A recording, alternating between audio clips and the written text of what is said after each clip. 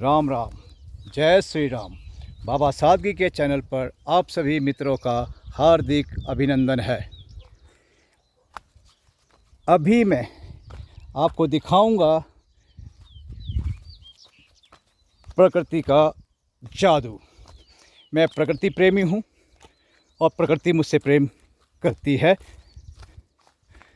नज़ारा देखिए, वो मकान इस किनारे पे गांव का आखिरी मकान है और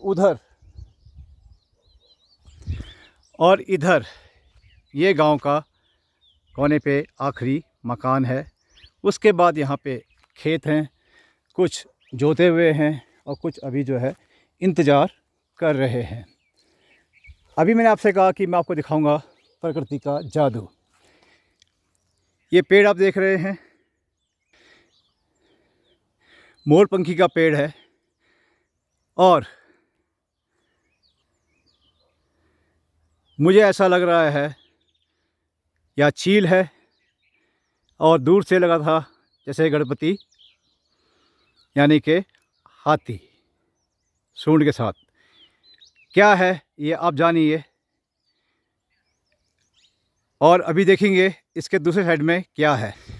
बाकी सब कुछ नॉर्मल है, बस यहीं पे जो है ये कुछ बन रहा है। मैंने अपने तरीके से सोचा है और आप इसे अपने तरीके से सोच सकते हैं। मुझे तो ये बैठा हुआ हाथी लग रहा है। चलिए मित्रों, अब बात करते हैं उत्तराखंडी गालियों की। मैं कोई भी गाली नहीं बोलूँगा। वजह यह है कि उसमें तेरी शब्द का या तुम्हारा इस्तेमाल होता है। बचपन में मेरी माँ यानी कि ईजा मेरी ईजा मुझे बहुत गालियाँ दिया करती थी। झगुल जो बामण, एक बार हुआ, 2 बार हुआ, 10 बार हुआ।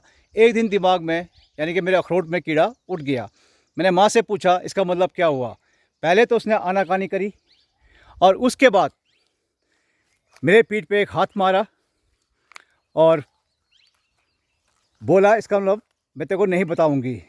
फिर मैंने दूसरों से पूछा तो उसका मतलब ये था कि तू मर जा और तेरे कपड़े ले जाए पंडित। फिर बोलती थी झगुल रुखुल भट्टी गधर। गधर यानी गधेरे होते हैं हमारे यहाँ पे, 2 पहाड़ों के बीच में नाला सा बनता है जो बरसात में बहता है। उसका मतलब ही वही हुआ। गांव में बहुत कम रहने का मौका मिला, लेकिन जब भी मौका मिला, चलिए आप नज़ारा देखिए, जब भी मौका मिला तो कई बार दूसरों को गालियाँ देते हुए, कोसते हुए सुना। वजह यही थी कि उन्होंने मेहनत करके खेत को जोता, फसल बोई और किसी का जानवर आया और उनके फसल को चर गया। तो वो गालियाँ उस वक्त बेअसर थी, किंतु समय के साथ साथ उन गालियों का असर अब उत्तराखंड के हर गांव में यानी कि 99% गांव में दिखता है। खेत बंजर हो गए हैं, घरों में ना गाय है ना भैंस है, मकान निर्जन हो गए हैं। तो मैं ये सोचता हूँ कि ये उन्हीं अपशब्दों का, उन्हीं गालियों का असर है जो बुजुर्ग उस समय दे के गए।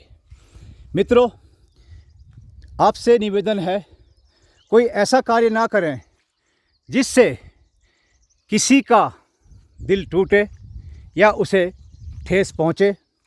और मैं ऐसा कोई कार्य नहीं करता हूँ अब कि कोई मुझे कोसे। वो चीज़ें जो हैं अच्छी नहीं होती हैं। मस्तिष्क दिया है यानी कि मेरा अखरोट है, वो मुझे बोलता है कि ये सही है या गलत है, जिसे हम कहते हैं कॉमन सेंस। बहुत ही ये हर मनुष्य में होता है, लेकिन कोई उसका इस्तेमाल करता है और कोई नहीं करता है। मैंने बहुत सारे वीडियो बनाए यहाँ पे, लेकिन किसी न किसी वजह से वो जो है बीच में कट हो गए हैं। तो उनको मैं देखूँगा कैसे सुधारूँ और उसके बाद उनको रिलीज़ करूँगा। तो बात करते हैं अपशब्दों की। मैं ऐसा कोई कार्य नहीं करता हूँ कि कोई मेरे लिए अपशब्द का उपयोग करे। मैं किसी का दिल नहीं दुखाता हूँ कि वो मुझे कोसे। तो मित्रों, बचिए और नहीं कोई ये सोचे कि इसका असर नहीं होता है, चाहे 200 साल बाद हो, लेकिन होता है।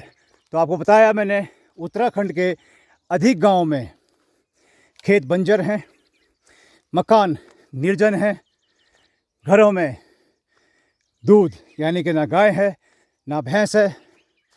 तो ये उन्हीं अपशब्दों का असर है। आप देख सकते हैं हरियाली है, और मैं भी ऊंचाई पर चढ़ रहा हूँ।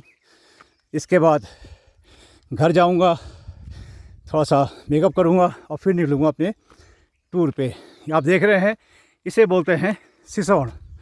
बहुत भयंकर है ये। कोई इसे कहता है लड़ने वाली घास। इसकी हर्बल टी भी बनती है और ये बच्चों को पनिशमेंट देने काम भी आता है। तो चलिए मित्रों, धन्यवाद। जय श्री राम, जय देवभूमि, जय उत्तराखंड, भारत माता की जय, जय हिंद।